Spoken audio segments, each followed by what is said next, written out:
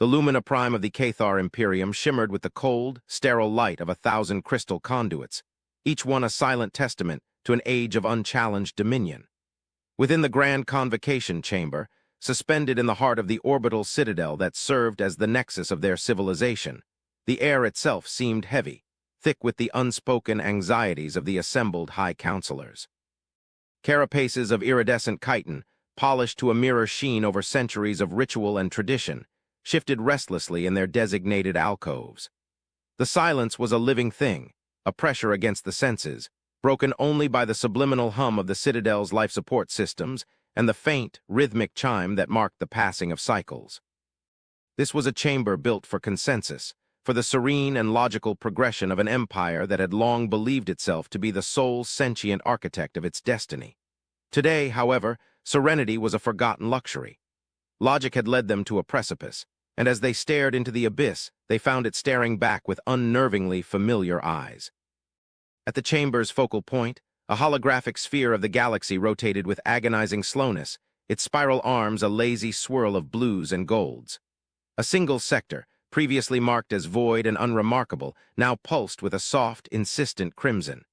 It was a wound in their pristine map of the cosmos, a blemish representing a variable they had failed to predict. This new species, this humanity, had emerged from that sector not with the thunder of warships or the formal overtures of a nascent starfaring race, but with a quiet, unassuming presence that was, to the Cathar, more terrifying than any declaration of war. They had not announced themselves through displays of power, but through an act of impossible creation on a dead world the Cathar had surveyed and dismissed as worthless millennia ago. The humans had arrived at the barren rock, and in the span of a few rotations had ignited a biosphere. It was not terraforming in the way the Cathar understood it, a slow, methodical process of atmospheric conversion and elemental seeding. It was a violent, instantaneous genesis, a planetary resurrection that defied every known law of thermodynamics and bioengineering. It was an act of creation so profound it could only be interpreted as a threat. High Counselor Vorlag, his chitin a deep, resonant obsidian that denoted his ancient lineage and authority, finally broke the suffocating stillness. His voice, a series of complex, modulated clicks and resonant hums, carried the weight of the eons his people had reigned. The data from the observation post at Praxis 9 has been verified by the deepest analytics. There is no error. The world they have designated Eden was, by all our measures, geologically inert and atmospherically toxic. It now sustains a self-regulating ecosystem of staggering complexity. We observed the process. They did not build it. They unfurled it. He paused, letting the sheer impossibility of the statement settle into the minds of his peers. They used no visible energy source that we could detect, no fleets of construction drones, no atmospheric processors. They deployed a single, small probe which disassembled itself into the planet's crust. From that single seed, the world was reborn. A nervous ripple went through the chamber. Counselor Zethel, whose carapace bore the silver tracings of a master strategist, responded, his clicks sharper, more agitated. Creation and destruction are two faces of the same coin. An energy source capable of igniting a planet's core and weaving an atmosphere from sterile dust is an energy source that can extinguish a sun. A technology that can assemble life from base elements is a technology that can disassemble it with equal precision. We have sent them the standard first contact accords, the package of peace, the universal constants, the mathematical language of friendship. Their response was unsettling. Unsettling is a mild term, Zethel, countered Counselor Vena, her voice a low, melodic hum that did little to conceal her deep unease. She was the Imperium's chief xenologist, the mind that had catalogued and understood every sentient species the Cathar had encountered, and in most cases peacefully subsumed into their collective. They responded not with a reciprocal gesture of mathematics or physics, but with art. They sent us their stories, their music, their philosophies, thousands of them. We have spent cycles trying to find a pattern, a code, a hidden meaning. The analytics find nothing but raw, chaotic emotion. There is joy and sorrow, rage and tranquility, despair and hope. It is a torrent of unstructured, illogical data. And within their historical archives, which they offered freely, is a chronicle of conflict that defies all reason. She gestured, and the holographic sphere at the chamber's center shifted. Images flickered into existence, primitive humans yielding sharpened rocks and animal bones. The images evolved, showing them with forged metals, swords, and spears. Then came chemical propellants, crude firearms, explosive cannons. The progression was relentless, a swift and brutal ascent of destructive capability. Fleets of atmospheric craft battled in the skies of their own world. Mushroom clouds bloomed over their cities. Then came the stars, and their vessels were not elegant solar sails or graceful gravity skimmers, but angular, brutalist machines bristling with projectile launchers and energy projectors. "Look at this," Vena commanded, her tone laced with a mixture of horror and morbid fascination. "They took the very atoms of their world and split them to create weapons of unimaginable devastation. They mastered chemistry not for life-giving medicines first, but for poisons and explosives. They reached for the heavens not out of a pure desire for knowledge, but to gain a higher vantage point from which to strike their rivals. Every tool they have ever created, from the simplest lever to the most complex star drive, was either conceived as a weapon or was almost immediately adapted into one. They see a rock and they see a blade. They see a river and they see a defensive barrier. They see the fundamental forces of the universe and they see a sword. This capacity to weaponize anything, from a sharpened stick to a philosophical ideology, is their defining characteristic. How can we possibly form a treaty with a species whose very nature is to turn all of creation into an instrument of conflict?" Zethel's silver carapace seemed to absorb the chamber's light, dimming it. "And yet their communication is one of peace. Their actions at the dead world were creative, not destructive. It is a contradiction. A species this adept at violence should have either annihilated itself or conquered its local star cluster with merciless aggression. Instead, they appear before us as gardeners, philosophers. It is a mask. It must be a deception of a kind we have never encountered." Vorlag's deep hum resonated once more, a sound that seemed to vibrate in the very structure of the citadel. "We have always believed that true intelligence trends toward harmony, that the ultimate expression of a civilization is the complete rejection of internal conflict in favor of collective advancement. It is the core tenet of the Cathar Imperium. We have brought peace to countless worlds by showing them this truth. But these humans, they seem to thrive on chaos. Their history is a litany of self-inflicted wounds, yet they not only endure, they advance. Their technology is born from the ashes of their own wars. It is as if conflict is the engine of their progress, the forge in which their intellect is sharpened. We assume it is a weakness, a primitive phase they must outgrow. But what if we are wrong? What if it is their greatest strength?" The silence that followed this question was more profound than before. It was a silence born not of patience, but of a sudden, chilling realization. The Cathar had built an empire on predictability, on the serene, mathematical certainty that all intelligent life must eventually aspire to the same state of placid perfection. They encountered civilizations, studied their predictable trajectories, and gently guided them into the Imperium's fold, a process as calm and inexorable as a tide. But humanity was not a tide. It was a storm, an unpredictable, chaotic force that created and destroyed with equal passion. The Cathar had protocols for dealing with aggressive empires and nascent civilizations. They had no protocol for a species of philosopher artists who chronicled a history of brutal warfare and could raise a dead world with a whisper. Vena projected a new image beside the sphere. It was a representation of the human form compiled from the data they had sent. A simple bipedal creature, soft-skinned, fragile. It lacked any natural armor, any obvious biological weapons. It was a creature seemingly designed for vulnerability. "Their physiology is as contradictory as their psychology," she hummed. "They possess endurance adaptations for long-distance pursuit, a predatory trait. Yet their hands are capable of the most delicate manipulation. Their vocal structures can produce the harmonious complexities of their music or the jarring, guttural sounds of a battle cry. They are beings of profound duality. To understand them, we must understand this central conflict within their nature. Or we must neutralize them before that nature is turned upon us," Zethel clicked sharply. "We should dispatch a fleet, not of conquest but of containment, a show of force to temper their ambition. We must make them understand that the galaxy operates on our principles of order, not their legacy of chaos." "And what if that show of force is perceived as a threat by a species that has turned every perceived threat into a catalyst for innovation?" Vorlag countered, his voice a low thrum of caution. "You see their primitive projectile weapons and you feel superior. But consider the trajectory, from sharpened stones to splitting the atom in a mere fraction of our own civilization's lifespan. Their curve of technological acceleration is nearly vertical. While we have spent eons refining our known sciences, they have been discovering entirely new ones, driven by the pressures of their own internal struggles." To present them with a fleet might be the gravest mistake in the history of our Imperium. We might be handing them the very incentive they need to surpass us. The great chamber fell silent again, the counselors trapped between the instinct for self-preservation and the chilling logic of Vorlag's warning. The crimson pulse on the galactic map seemed to beat like a heart, a steady, rhythmic reminder of the enigma that had entered their perfectly ordered existence. For the first time in millennia, the Cathar Imperium did not know what to do.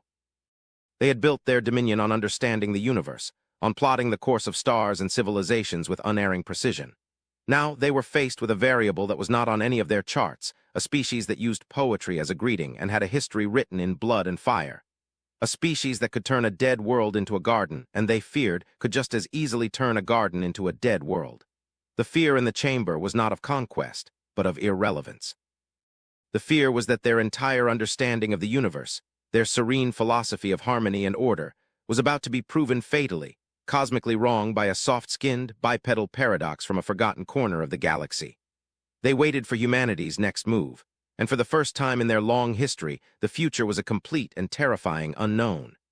The weight of this uncertainty pressed down on them all, a gravity far stronger than that of the world below. A signal, faint but clear, rippled through the subether, bypassing the Imperium's formal communication arrays and resonating directly within the chamber's energy conduits. It was not an intrusion of force, but of finesse, like a key turning in a lock they had not known existed. The chime that marked the cycles ceased. The holographic sphere of the galaxy dissolved, replaced by a simple, elegant waveform. It was a language of pure mathematics, but not the sterile, didactic language the Cathar used for first contact. This was a language that flowed, that had cadence and rhythm. It was a mathematical poem. After a moment of stunned silence, the chamber's translation engine, an intelligence that had not been truly challenged in ages, began to render the transmission into the Cathar's resonant speech. The voice was calm, devoid of inflection, yet it carried an undeniable warmth. It was a synthesized voice, yet it felt more organic than any artificial sound the Cathar had ever created. "We are humanity. We have received your message of welcome, written in the beautiful language of universal constants. We offer our own in return. We mean you no harm. We have come to this sector of space following a long journey, and we have begun the work of creating a home. The world you saw reborn is a testament not to our power, but to our hope. We do not seek dominion, nor do we seek conflict. We seek only to understand." The sheer audacity of the direct communication, the bypass of all protocol, sent a fresh wave of unease through the counselors. Zethel's mandibles twitched in agitation. "They have breached our primary security layers without effort. This is a demonstration of power disguised as a peaceful overture. They are showing us that our walls are meaningless to them." Vorlag held up a manipulator, a gesture for silence. His ancient eyes were fixed on the waveform. "It is also a demonstration of trust," he hummed, the thought forming slowly, cautiously. "They have bypassed our defenses not to attack, but to speak directly to the heart of our government. They are treating us not as a potential adversary, but as equals." He activated his own communication panel. "This is the grand convocation of the Cathar Imperium. Your method of communication is unorthodox. Your presence in our territory is unannounced. Your technological capabilities are a cause for concern. Explain your intentions." The human voice responded instantly, its serene tone unchanged. "Unorthodoxy is sometimes necessary to bridge a great gulf. We perceived a wall of formal protocol, and we chose to open a door instead. Our intentions are as we have stated. We are explorers, scientists, artists. The technology you witnessed is an expression of our deepest philosophical principle. That life is the universe's most precious creation, and its propagation is the highest calling of an intelligent species. We call it the Genesis Matrix. It is a tool of creation. It cannot be used for destruction. Its fundamental programming makes it inert in the presence of a complex, pre-existing biosphere. It can only give life where there is none." Vena's antennae quivered. "A tool that cannot be a weapon?" she transmitted, her skepticism palpable. "Our analysis of your history suggests that such a concept is alien to your very nature. You have weaponized everything you have ever touched." There was a pause. For a single, terrifying moment, the Cathar counselors thought they had offended the powerful, enigmatic race.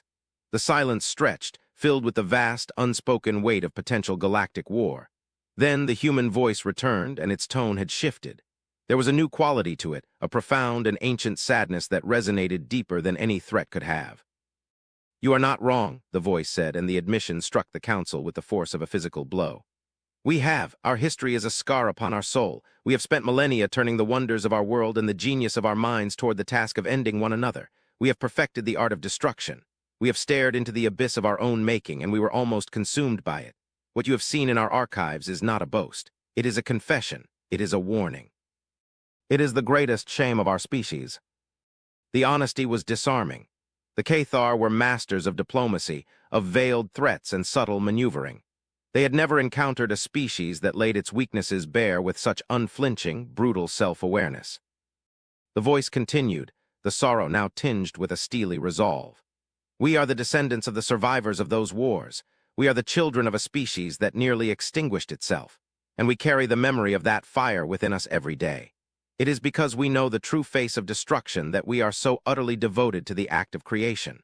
We build gardens on dead worlds because we remember turning our own garden into a wasteland.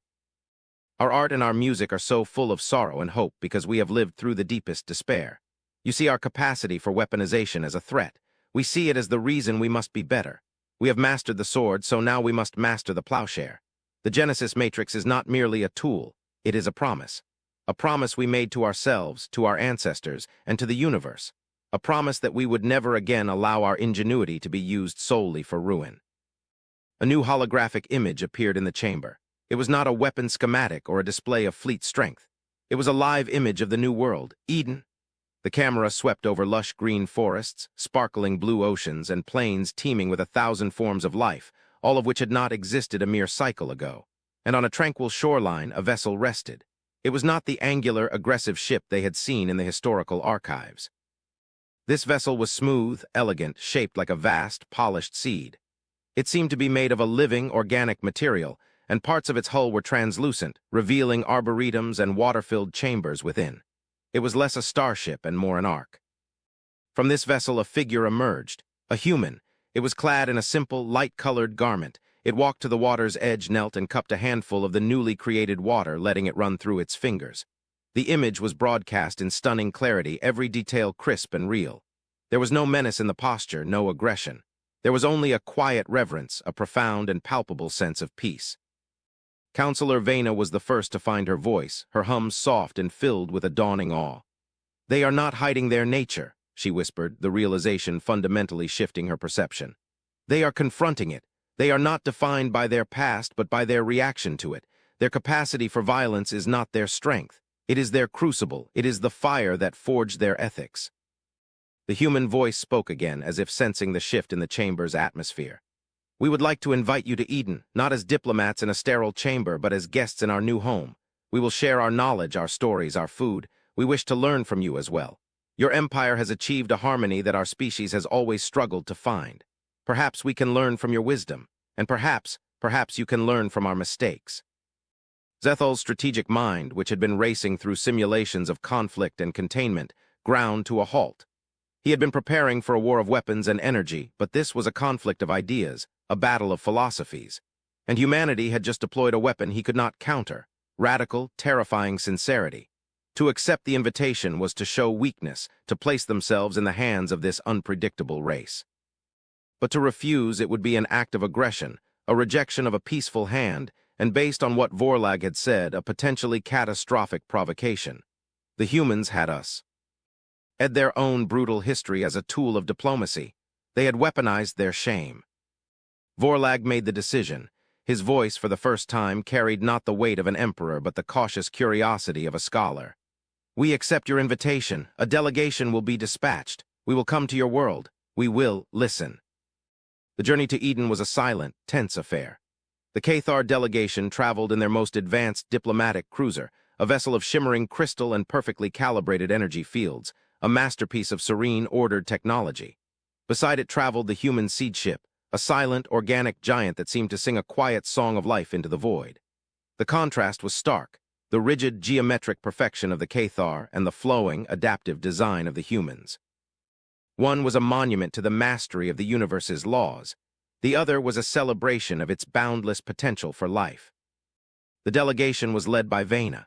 As the Imperium's chief xenologist, It was her duty to interface with this new species, to peel back the layers of their complex psychology and determine the true nature of the threat, or the promise they represented. With her were a cadre of military strategists, including a subdued Zethel and the Imperium's foremost linguists and philosophers. They were prepared for anything: a trap, a sterile negotiation, a display of overwhelming power. They were not prepared for what they found. Upon landing, they were not met by soldiers in armor or diplomats in formal robes. They were met by a single human, the same one from the transmission, who introduced herself as Ambassador Eva Rostova.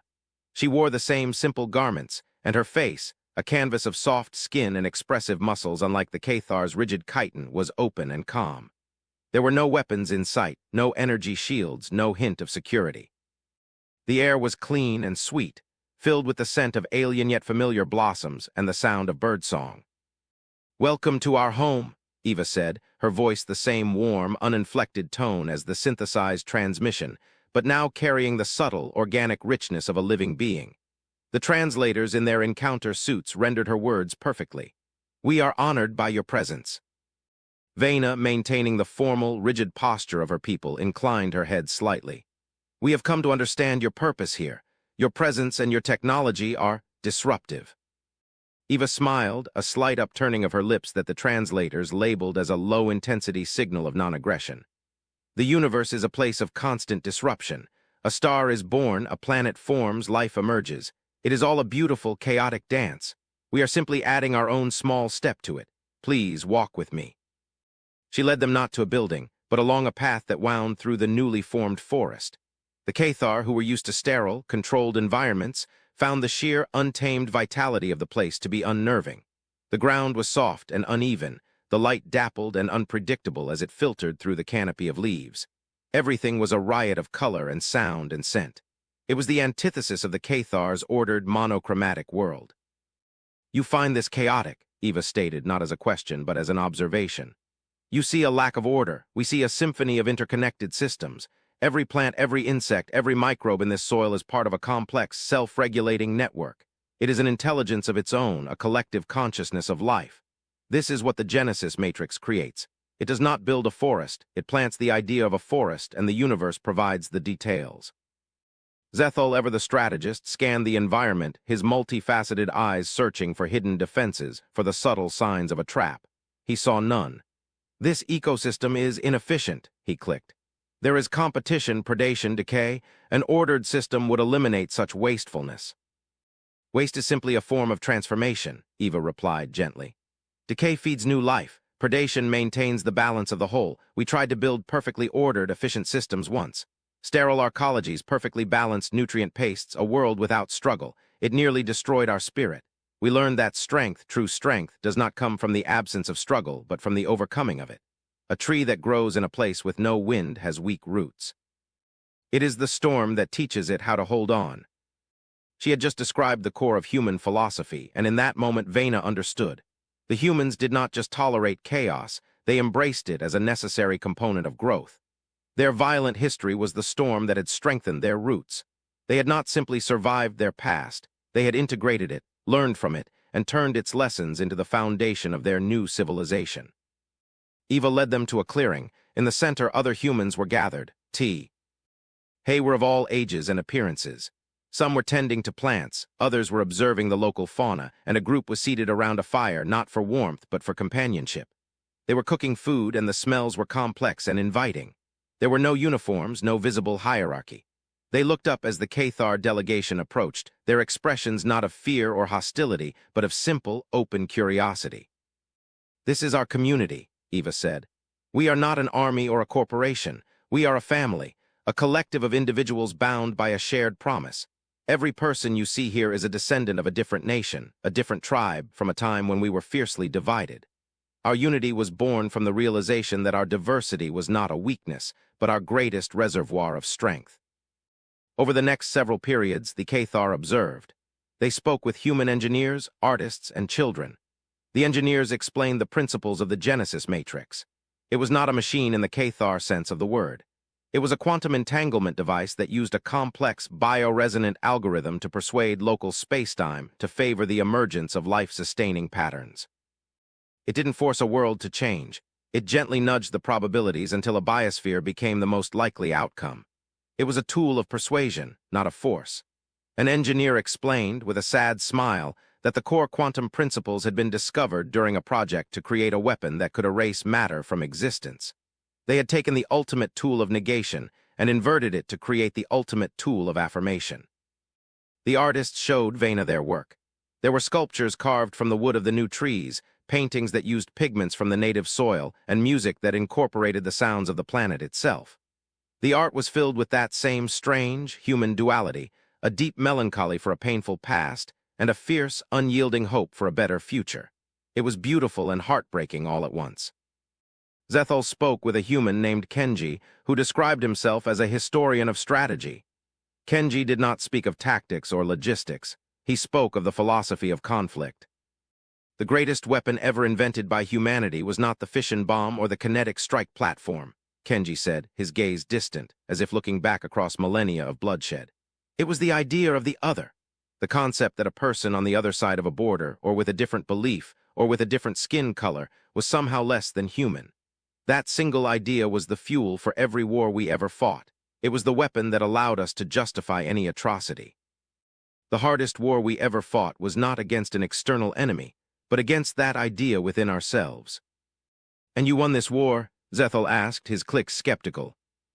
"You never truly win it," Kenji replied, his eyes meeting the Cathar's. "It is a battle that must be fought anew every single day, in every heart, in every decision. We have simply learned the terrible cost of losing it. Our commitment to peace is not born from a natural inclination toward it. It is a calculated, pragmatic, and necessary choice made by a species that knows it is fully capable of destroying itself. We are peaceful by necessity, not by nature. And that, we believe, makes our peace stronger." This was the great reveal. It was not a hidden fleet or a secret superweapon. It was a philosophical truth, a profound and disturbing revelation about the nature of this new species. The Cathar's peace was an axiom, an inherent state of being for an advanced intelligence. The humans' peace was a hard-won treaty with their own inner demons, a fragile and precious thing that they guarded with the fierce vigilance of a reformed killer. Their capacity for turning anything into a weapon had finally been turned inward, upon their own worst impulses. They had weaponized peace itself, making it not just a passive absence of conflict, but an active, aggressive, and constant struggle. Vena stood with Eva on a cliff overlooking the ocean as the twin suns of the system began to set, painting the sky in hues of orange and violet that were scientifically impossible but aesthetically breathtaking. "We were wrong about you," Vena hummed, the admission costing her centuries of ingrained cultural certainty.